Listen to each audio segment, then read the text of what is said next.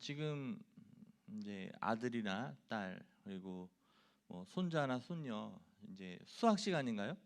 시험 보고 계실 텐데 우리 이제 우리도 지금 시험 보는 마음으로 왔으리라 믿습니다. 여러분들의 자녀들도 여러분들의 손자 손녀들도 주님께 평화의 도구로 다 쓰여지기를 주님의 이름으로 축복합니다. 이렇게 살아보니까 우리 권사님, 장로님, 뭐 집사님 다 보시면 알지만 하나님이 함께 하시는 게 가장 큰 복이잖아요. 지금 이 시간에도 여러분과 시험 보는 우리 자녀손들에게도 함께 하시기를 믿습니다. 더 큰 축복이 있는데 뭐냐면 따라합니다. 주님께 도구로 쓰임 받는 것. 네, 주님께 쓰임 받고 있는 것이 인생을 살면서 가장 큰 복이라는 것을 깨달았어요. 장로님으로, 권사님으로, 집사님으로 또 우리 기관 선교회에서 또 임원으로 이렇게 쓰임 받고 있고, 저도 이제 목사로 쓰임 받고 있고, 그것이 가장 큰 행복이라는 것을 깨달았습니다. 그러면서 우리 자녀들도 하나님께 그렇게 평화의 도구로 쓰임 받는 그런 과정 속에 있는 거니까 너무 걱정하지 마시고요.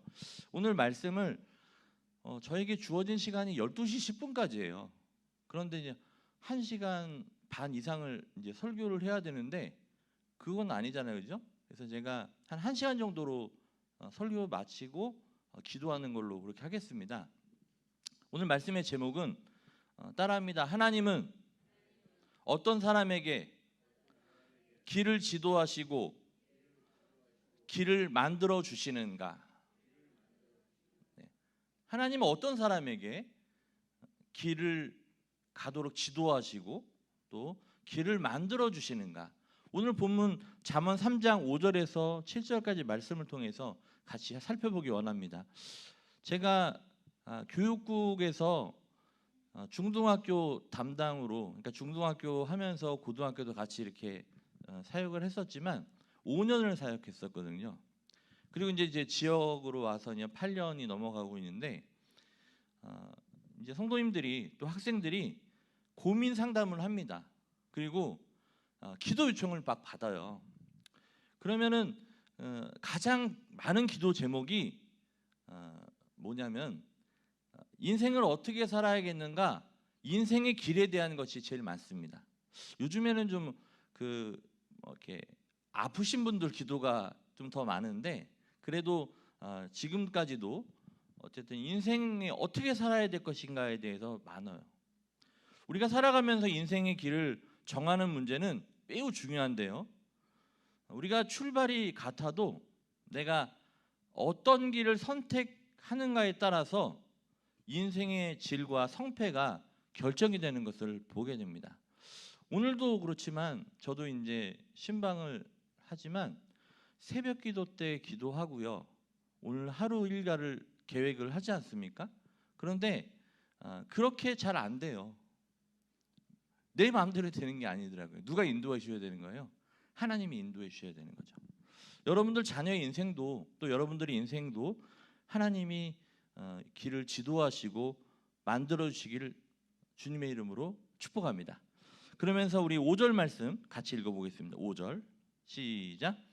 너는 마음을 다하여 여호와를 신뢰하고 내 명철을 의지하지 말라. 나의 명철을 의지하지 말고 하나님의 명철을 의지하는 자를 인도하신다는 거죠.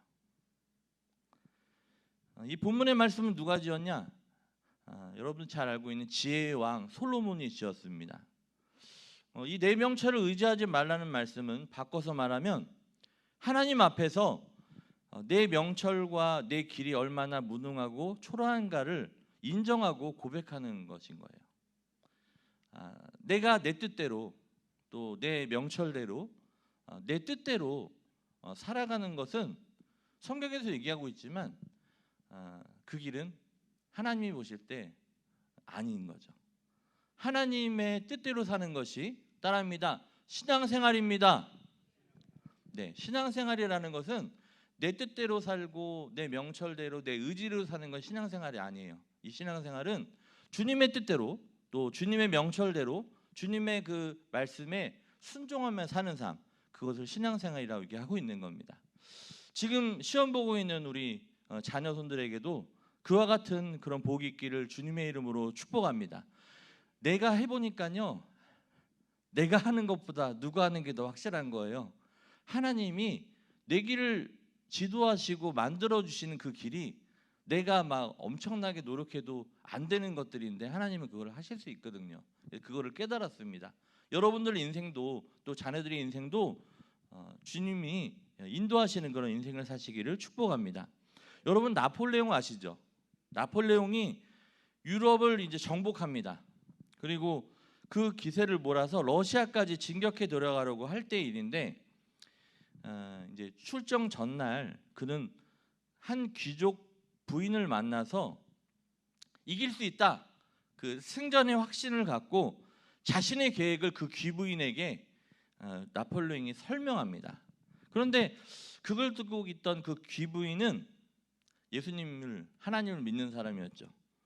이렇게 얘기하는 거예요. 나폴레옹한테 인간이 계획하나 이루시는 분은 하나님이십니다 라고 이제 나폴레옹에게 얘기한 겁니다. 그런데 이 나폴레옹 황제는 이렇게 얘기해요. 부인, 모든 것은 제가 계획하고 제가 이룰 것입니다 라고 아주 교만하고 자만하게 말했던 거죠. 그런데 몇 달 후에 그 나폴레옹은 그 엘바 섬에 있게 됐는데, 왜 엘바 섬에 있었냐? 전쟁에서 어떻게 됩니까? 대패를 하게 돼요. 대패를 하게 돼서 그 엘바 섬으로 1814년이라고 되어 있는데 그때 퇴위하고 엘바 섬에 유입되고 말았던 것이에요. 그 잘 나갔던 나폴레옹도 본인이 말한 그 말에 본인이 못 지키게 되는 것을 보게 됩니다. 그래서 지혜로운 인생은 내 명철을 버리고 하나님을 의지하는 인생이라는 것을 믿으시기 바랍니다. 성경에서 얘기하고 있어요. 시편 84편 12절 말씀 보면 만군의 여호와여 주께 의지하는 자니 복이 있나이다. 아멘. 같이 읽어볼까요? 시작. 만군의 여호와여 주께 의지하는 자는 복이 있나이다. 여러분들 주님 의지하여서 승리한 인생 되기 원합니다. 복받는 인생 되기 원합니다. 여러분들 자녀들이 그렇게 하셔야 돼요. 그래서 그 하나님을 의지하는, 그리고 잠언 16장 20절에 보니까 같이 읽어볼게요. 시작. 삼가 말씀에 주의하는 자는 좋은 것을 얻나니 여호와를 의지하는 자는 복이 있느니라. 사실 시가서에서만 제가 뽑았는데 성경 전체에 보면 엄청나게 많은 것들이 있어요. 여러분들 속마음을 한번 생각해 보세요. 내가, 물론 이곳에 나오신 분들은 하나님을 의지하기 때문에 나오셨어요, 그죠? 그리고 자녀들도 하나님을 의지하실 것이고 그 주님을 의지하는 자가 복이 있다 말씀하고 있는 겁니다. 우리 찬송가 542장 구주 예수 의지함이 잠깐 찬양해 볼까요? 구주 예수 의지함이 심히 기쁜 일일세. 다시 한번요. 시작. 구주 예수 의지함이 심히 기쁜 일일세. 구주 예수님을 의지하는 게 무슨 일이라는 거예요? 심히 기쁘다는 거예요. 어떻게 보면 명령 같은데 한번 주님 의지해 보세요. 그러면 주님께서 복도 주시지만 내 마음 가운데 기쁜데 어떻게 기쁘게 해주신다는 거예요? 심히 기쁘다는 그런 말씀인 겁니다. 우리가 찬양을 이제 부르지 않았습니까? 그러니까 주님을 의지하고 나가는 인생 자체가 심히 기쁘다는 것을 얘기하고 있는 거예요. 그러면 우리 자녀들 지금 시험 보고 있잖아요, 그죠? 주님 의지하면 어떻다고요? 기쁜 거야. 그러니까 그 순간이 시험이 아니라 오히려 내가 기쁨의 행동을 할 수 있는 시간이 될 수 있는 거예요. 누구를 의지하면? 하나님 의지하면, 주를 의지하면. 같이 해볼까요? 구주 예수 의지함이 심히 기쁜 일일세. 쭉 다 하고 싶은데 시간이 많이 가니까 어쨌든 여러분들 입술에서 저는 물어봅니다. 사람들이 목사님 어떤 찬양 제일 좋아하세요? 그래요. 그러면 제일 처음에는 그 찬양이에요. 나의 갈 길 다가도록 예수 인도하시니 믿음으로 사는 자는 하늘 위로 받겠네. 무슨 일을 만나든지 만사 형통하리라. 아멘. 이 찬양 제일 좋아한다고 얘기합니다. 그리고 두 번째가 구주 예수 의지함이 심히 기쁜 일일세. 제가 목회를 결단할 수 있었던 것도 이 부분에 이 찬양이 마음에 새겨졌었던 거죠. 우리가 주님을 의지하며 나가면 하나님께서 그만큼 복을 주시고 또 심히 기쁘게 해주신다는 그런 믿음 가운데, 그러니까 목회가 재밌어요, 기뻐요, 슬퍼요, 어려워요? 기쁜 거예요. 기쁜 거예요. 여러분들에게도 주님을 의지하셔서 기쁜 인생 되기를 주님의 이름으로 축복합니다. 두 번째로 넘어가겠습니다. 우리 6절 말씀 같이 읽어볼게요. 첫 번째는 뭐라?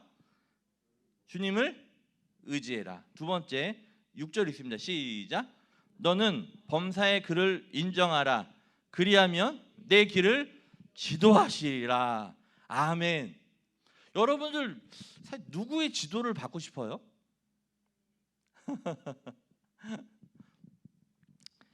여기 이제 범사의 그를 인정하라는 말이 나오게 되는데, 여기에서 범사라는 말은 따라합니다. 모든 일. 어떤 일은 내가 하고 어떤 일은 하나님이 하고 그거 아니에요. 모든 일을 얘기하고 있어요. 제가 저번에 성만찬 집례하면서 설교했던 요한복음 설교 때 말씀을 드렸지만, 우리는 뭐예요? 예수님이 뭐죠? 포도나무. 우리는 뭐예요? 가지. 그러니까 제가 군대에서 그 제대 3달을 남겨놓고 헬기장을 만들었습니다. 산 꼭대기에 헬기장을 저만 만든 게 아니고 저희 중대원들이 올라가서 아침 먹고 올라가가지고 그 작업하고 내려오고 또 올라가 작업하고 내려오고. 근데 그러다 보니까 나무로 된 숲이었거든요. 그러니까 그 나무를 다 이게 베고 다 그렇게 하는데 보면은 이 나무라는 게, 나무가 있으면 가지가 있잖아요. 그럼 이 가지가 붙어 있는데 우리가 가지죠? 나무가 누구라고요?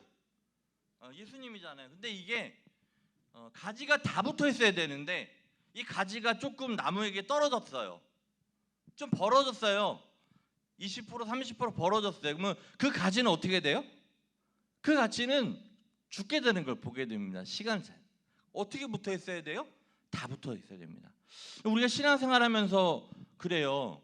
사실은 내가 사회 일을 하고 또 교회 일을 뭐 이렇게 분리됐다고 생각하는데 그렇지 않습니다. 여러분이 갖고 있는 직업, 여러분이 갖고 있는 모든 것들이 다 하나님이 선물로 주신 걸 믿으시기 바랍니다. 그래서 내가 있잖아요. 무슨 일을 하든지, 여기서 말하는 범사는요, 모든 일이에요. 하나님께 90% 붙어 있고 내 마음대로 10% 하면 그건 죽어요. 착각하고 있는 거죠. 우리는 어떻게 해야 되는 거예요? 하나님께 100% 다 붙어 있어야 됩니다. 아멘. 제가 이제 이 말씀을 언제 깨달았냐면, 성결대학교 야간으로 다닐 때 제가 사실 새벽에 경향신문 돌리고 그다음에 웅진코웨이 영업사원을 하면서 영등포 구청에서 일하고 밤에 안양에 있는 성결대학교 신학교를 다닐 때입니다. 3학년 때인데 그날이 이제 휴강이었는데 서울의 영락교에서 그 부흥회가 있었는데, 그때 부흥회 갔었을 때 그러더라고요. 강사님이, 전사님이 같이 가자고 같이 갔거든요. 갔는데 그러는 거예요. 청년들이 많았어요.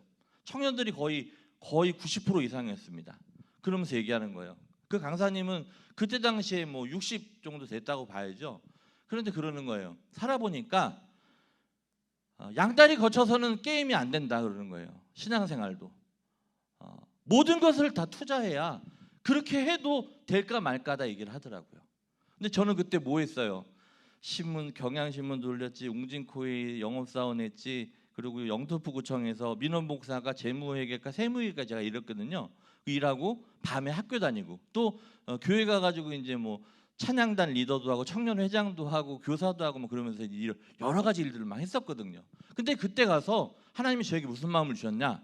하나님, 저 지금 신학생 주회종이 됐다고 갔는데 하나님 저 지금 너무 여러 일을 하고 있는데 오늘 강사님 말씀하시네요.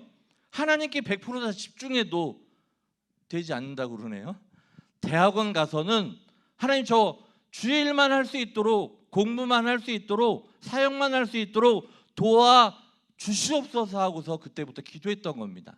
그래서 성결대 3학년 4학년 다닐 때는 그 직장을 하면서 했었지만 하나님께서 대학원 딱 가게 되면서부터 뭐예요? 하나님이 공부만 할 수 있도록 이렇게 우리 교회 청년 담당 목사님이 협성대학교 대학원장님이셨는데 학비스라고 또 이렇게 50만 원 주시고 또 청년 담당 목사님 또 담임 목사님이 장로님 연결해 주셔가지고 또 갔더니 200만 원 주시고 누구 주고 해가지고 그 해에 쓸 수 있는 돈을 하나님께서 다 주신 걸 믿으시기 바랍니다. 그래서 하나님께 그렇게 기도했더니 하나님께서 응답해 주신 것을 경험한 거예요. 그래서 범사라는 것은 이 모든 일 속에는 좋은 일도 있고 나쁜 일도 있습니다. 또 기쁜 일도 있고 슬픈 일도 있습니다. 그렇다면 우리 성숙한 신앙은 좋은 일과 기쁜 일 속에서만 하나님을 인정하는 신앙이 아니라 나쁜 일, 슬픈 일, 고난과 역경 속에서도 하나님을 인정하는 신앙이라는 것을 말씀드릴 수 있습니다. 여러분들 범사에 하나님을 인정하는 인생이 되기를 주님의 이름으로 축복합니다. 그렇게 됐었을 때 따라합니다. 그리하면 내 길을 지도하시리라. 내가 모든 일에서 하나님을 인정하면 하나님께서 내 길뿐만이 아니라 내 자녀의 길도 인도해 주신다는 것을, 지도해 주신다는 것을 믿으시길 바라요. 여러분들 하나님이 그 길을 지도하시는 것이 얼마나 참 은혜가 되고 너무나 좋지 않습니까? 그 생각만 해도 너무 감사한 거죠. 저와 여러분들의 인생도 지금 이 시간 하나님이 우리의 길을 지도하신다는 것을 믿으시기 바랍니다. 아멘. 그래서 그 감리교의 창시자인 존 웨슬리 그 목사님 있잖아요. 근데 목사님의 제자였었는데 존 플래처라는 사람이 있었습니다. 그는 원래 젊었을 때 굉장히 유복했고 또 모험하기를 좋아했습니다. 근데 어느 날 그는 그 브라질의 한 동굴에 금이 가득한 항아리들이 있다는 이야기를 들었는데요. 이 존 플래처는 모험심이 강한 사람이었기에 스페인의 어느 항구의 선장을 고용해서 함께 이제 그곳으로 가기로 항해하기로 나서기로 한 거예요. 그런데 어느 날 아침 이 플래처는 그만 실수로 그때는 난로가 있었잖아요. 근데 주전자가 쓰러지면서 이제 심한 화상을 입게 됩니다. 결국 너무 심하게 다친 이 상처 때문에 계획했던 항해를 포기하게 되는 거예요. 그래서 그는 그 자기의 그 화상 당한 상처를 보면서 자기 운명을 저주하였습니다. 그런데 나중에 그는 하나님 앞에 엎드려서 눈물로 통곡으로 회개를 하게 됩니다. 왜냐하면 그날 자기가 타기로 한 배가 영영 돌아오지 않았기 때문에 그래요. 뭐예요? 그 배가 침몰한 거였죠. 하나님께서 자기는 대인 상처 때문에 그것을 원망했지만 사실은 그것 때문에 내 목숨이 뭐예요? 하나님 살려주신 것을 보게 된 거죠. 그래서 이 존 플래처는 이 사건 속에서 하나님께서 자기의 생명을 보존하시기 위해서 뜻하지 않은 화상을 입은 것을 깨닫게 됩니다. 그 속에서 무엇을 발견한 겁니까? 따라합니다. 하나님의 손길을 발견했습니다. 우리 장로님 권사님들 인생에서도 또 여러분들 자녀의 인생 속에서도 어떤 상황이든지 범사에 하나님을 인정하고 나아가면 하나님께서 여러분들을 그 능력의 손으로, 권능의 손으로 붙잡아 주신다는 것을 믿으시기 바랍니다. 그 존 플래처는요, 하나님의 손길을 거기서 체험한 거예요. 저도 뭐 간증하면 너무 시간이 많이 가서 다 말씀 못 드리지만 아마 우리 성도님들도 그런 경험이 있었기에 이 자리에 왔음을 믿습니다. 그런데 지금 우리가 기도해야 될 건 뭐냐면 우리 자녀들이 하나님 살아계시구나, 하나님이 나를 만져주고 계시구나, 하나님이 내 길을 지도하고 계시구나, 이것을 경험하는 역사가 여러분들 인생들 가운데, 자녀들 가운데 있기를 축복합니다. 구약에 나오는 욥의 위대한 점은요, 욥 아시죠? 이 욥은 범사에 하나님을 인정했던 사람입니다. 욥은 큰 시련에서도, 고난에서도 이렇게 고백해요. 따라합니다. 주신 이도 여호와시요 거두시는 이도 여호와시니 여호와 이름을 찬송을 받을지어다. 네. 그러면서 이 욥은 범사에 하나님을 인정하며 나아갔기에 욥이 그와 같은 축복을 받을 수 있었던 겁니다. 그런데 뭐예요? 어려운 순간이었죠. 왜요? 부인도 떠나고요, 또 잃던 자녀들 다 죽고, 또 뭐예요? 몸에도 많은 상처들이, 아픔이 있었고, 친구들도 와서 욕하고, 그런 상황 속에서도 이와 같은 고백을 한 겁니다. 제 친구 중에서 항해사가 있어요. 모르겠어요. 권사님들, 집사님들, 장로님 항해사 친구 있는지 모르겠는데 지금 바빠서 못 만나는데요. 전에 이제 한번 만났거든요. 만나면서 그런 얘기를 하더라고요. 항해사 좀 아니에요. 모른다고. 그랬더니 설명을 하더라고요. 그런데 무슨 얘기를 하냐면 항해사가 급수가 있대요. 그래서 1급, 2급, 3급, 4급 이렇게 5급이 있는데 그런 얘기를 합니다. 평소 때는 그 급수 차이가 상관없이 다 똑같대요. 그러니까 뭐 파도가 뭐 잔잔하고 이렇게 배를 운행하는데, 항해하는데 어려움 없을 땐 다 똑같아요. 그런데 급수가 높은 사람과 낮은 사람은 언제 차이가 나냐? 위기 순간이 닥쳤을 때 그것을 대처하는 능력을 통해서 급수가 높은 사람이 그걸 대처할 수 있다고 얘기를 하더라고요. 근데 저도 이제 목회하다 보니까 그런 것 같습니다. 좋을 때는요, 분간이 잘 안 가요. 안 가는데 어떤 어려움이 닥쳤을 때, 어떤 좀 힘든 상황이 닥쳤을 때 대처하는 것을 보면서 저분의 신앙을 볼 수가 있습니다. 장로님 그렇지 않습니까? 그렇죠? 그렇게 되는 걸 보게 돼요. 똑같을 때, 쉬울 때는요 판간이 안 가요. 그런데 어떤 상황이 떨어졌는데, 어려운 상황에 떨어졌는데 그것을 헤쳐나가는 능력을 보게 되면 그분의 어떤 신앙의 그 내공, 하나님을 향한 그것을, 신앙을 볼 수 있는 것을 보게 됩니다. 여러분들은 어떤 상황에서도 하나님을 인정하시기를 축복합니다. 그래서 여러분들 인생이 지금보다 더 하나님이 축복해 주시고 지도해 주셔서 저도 앞으로 기대가 되는 거예요. 하나님이 어떻게 쓰실까? 그래서 지금 저도 준비합니다. 그래가지고 지금도 열심히 그냥 하루가 부족하게 지금 사역하고 있고 공부하고 있고 그렇습니다. 여러분들도 그와 같은 은혜가 있기를 원합니다. 세 번째는 이제 7절 말씀 읽어보겠습니다. 7절 시작. 여길 말지어다 여호와를 경외하며 악을 떠날지어다.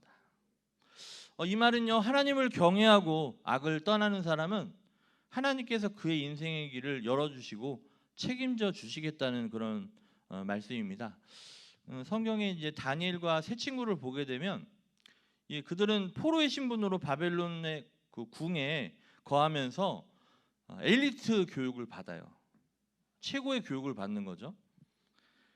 바벨론은 우상이 가득한 곳이었기 때문에 이들은 신앙이 있었거든요. 신앙적으로 많은 위협을 받습니다. 우리나라도 그 직장들이나 보면은 그런 위협을 많이 받거든요. 저도 이제 그런 간증이 있고요. 근데 그 중에 하나가 우상에게 드려진 왕의 지미를 먹는 것이었는데요. 이건 뭐예요? 그러니까 우상에게 드려진 제물을 바치는 거, 먹는 건 안 되는 거잖아요. 그래서 이 다니엘의 세 친구는 이제 그런 어려움이 있었습니다.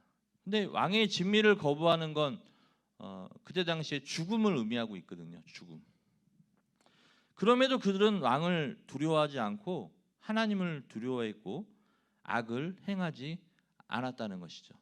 그렇게 할 수 있었던 것은 따라합니다. 하나님을 경외했기 때문입니다. 하나님을 경외했기 때문.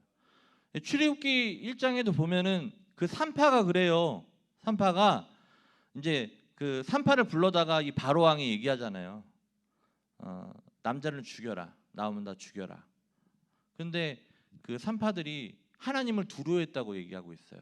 그래서 왕이 그 명령을 어겼으면 죽을 수밖에 없는데 그것을 거부합니다. 그러면서 두려워했지만 하나님이 결국은 그들과 그들의 집안까지 흥왕시켜 주셨던 이유가 뭐냐? 따라합니다. 하나님을 경외했기에 그와 같은 복을 받게 돼요. 그것뿐이 아니에요. 그 열왕기하 4장 말씀에 보면은 4장 1절 말씀만 보여줄 수 있나요? 됐습니다. 거기 어떤 내용이 나오냐면 엘리사 아시죠? 엘리사. 근데 저기 나왔습니다. 저기 보면은 그 여호와를 경외한다는 말이 나오죠. 같이 읽어볼게요. 시작. 선지자의 제자들의 아내 중에 한 여인이 엘리사에게 부르짖어 이르되 당신의 종 나의 남편이 이미 죽었는데 당신의 종이 여호와를 경외한 줄 당신이 아시는 바니이다. 예, 약간 그 이 과부가 사실은 그 엘리사를 찾아가는데 주의 종 엘리사를 찾아가는데 어떤 사연이냐면 남편이 있었는데 이 남편이 누구냐면은 그 엘리사의 제자인 거예요. 제자인데 이제 그 빚을 졌어요. 빚. 근데 죽었으면은 이제 뭐 어떻게든 안 받을 수 있는데 받으러 온 거예요. 근데 돈이 없어. 뭐 가져가려도. 그런데 뭐예요? 그 아들이 둘이 있었는데 그 아들을 달라는 거예요. 그러니까 이 과부가 얼마나 마음이 막 찢어집니까? 방법은 없고 그래도 믿음이 있었기에 엘리사에게 찾아가는 거죠. 그러면서 엘리사 선생님, 내 남편이 여호와를 경외하는 것 당신이 아시지 않습니까? 얘기한 겁니다. 그 남편이 죽었지만 누굴 경외했다고요? 여호와를 경외했던 거예요.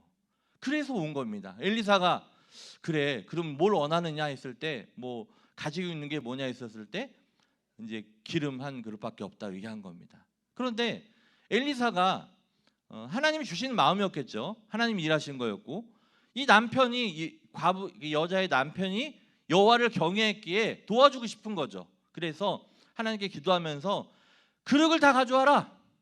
그래서 이제 기름을 다 이렇게 가져온 거예요. 그릇을 아들들한테 시켜가지고. 근데 가져왔는데 거기에 보면은 성경을 찾아보면 좋겠는데요. 열왕기하 4장 7절인가요? 열왕기하 4장 6절 같이 읽어보겠습니다. 시작. 그러게 다 찬지라 여인이 아들에게 이르되 또 그릇을 내게로 가져오라 하니 아들이 이르되 다른 그릇이 없나이다 하니 기름이 곧 그쳤더라. 이게 지금 하나님은요 무한하신 하나님인데 이 유한한 인간이 그릇 이 정도면 되겠지 하면서 여기에서 무슨 말을 하게 되냐? 따라합니다. 다른 그릇이 없습니다. 그렇게 되니까 곧 그쳤더라라고 돼 있어요. 하나님은 더 주실 수 있는데 이 아들들의 이 없다라는 부정적인 말을 통해서 하나님의 역사가 그치게 됩니다. 그래도요 죽은 남편이지만 그가 여호와를 경외했기에 하나님께서 어떤 역사를 이루어지냐? 7절 말씀 읽어보겠습니다. 7절 시작. 그 여인이 하나님의 사람에게 나아가서 말하니 그가 이르되 너는 가서 기름을 팔아 빚을 갚고 남은 것으로 너와 두 아들이 생활하라 하였더라. 비록 믿음이 적어서 그릇이 그쳐서 기름을 더 못 받았지만 그동안 하나님께서 주신 그 기름이 엘리사를 통해 주신 그 기름이 쓰고도 뭐예요? 빚을 갚고도요 남았잖아요. 그것을 통해서 또 두 아들과 생활할 수 있게 하나님이 축복해 주신 걸 믿으시기를 바랍니다. 성경에요, 이와 같은 놀라운 사실이 숨어 있는 거예요. 그래서 우리 자녀들이, 여러분들이 여호와를 경외하는 것이 너무 중요하다는 걸 다시 한번 말씀드리겠습니다. 우리가 어떻게 하나님의 인도를 받을 수 있습니까? 오늘 잠언 말씀에 통해서 봤지만 첫 번째는 뭐예요? 내 명철을 의지하지 말고 하나님의 명철을 의지하시길 축복합니다. 하나님의 뜻대로 살아가야 되는 거죠. 두 번째는 뭐예요? 따라합니다. 범사에 그를 인정하자. 하나님이 인정해. 내가 뭐 어떤 걸 선택할 때도, 결정할 때도, 사소한 것 하나하나 자체도 하나님을 인정하면서 하나님께 묻고 하나님이 인도하시는 대로, 그렇게 되면 내가 하나님을 인정하면 하나님이 나를 지도하시니까 그런 은혜로 사시기를 축복합니다. 그리고 이제 세 번째는 여호와를 경외하며 나아갈 때 그 인생이 복받는 거죠. 근데 지금 이 사실은 우리 권사님들, 장로님은 많이 들으셨을 거야. 아실 거예요. 근데 이것이 우리들의 자녀들에게 있어야 이 험한 세상 하나님 의지하고 또 주님 믿고 여호와를 경외하며 승리할 수 있지 않습니까? 이거 심어 주셔야 될 것 같아요. 하실 수 있으시죠? 그리고 지금 그 하나님께서 지금 시험 보는 우리 자녀 손자들까지도 다 책임져 주실 걸 믿으시길 바랍니다. 그러니까 보니까 그 고등학교 3학년 때 대학교 바로 들어간, 뭐 좋은 대학교 들어간 친구도 있지만, 저도 이제 고등학교 3학년 친구들 쫙 있잖아요. 근데 지금 와서 보니까 그때 당시에 좋은 대학교 들어가는 게 중요한 게 아니더라고요. 그때 하나님이 내 안에 들어가 있는가, 예수 그리스도의 옷을 입고 있는가, 소유하고 있는가, 그것이 중요해요. 그래서 그것을 갖고 있던 사람들이 지금 하나님이 도우셔서 지금 삶 속에서 승리하고 있음을 여러분들에게 간증할 수 있는 것입니다. 저도 그때 하나님을 의지했기에 하나님께서 이렇게 좋은 사역 가운데 축복해 주신 것을 말씀드리고 있지 않습니까? 우리 구주 예수 의지함이 우리 찬송, 우리 힘차게 박수하고 우리 기도하도록 하겠습니다.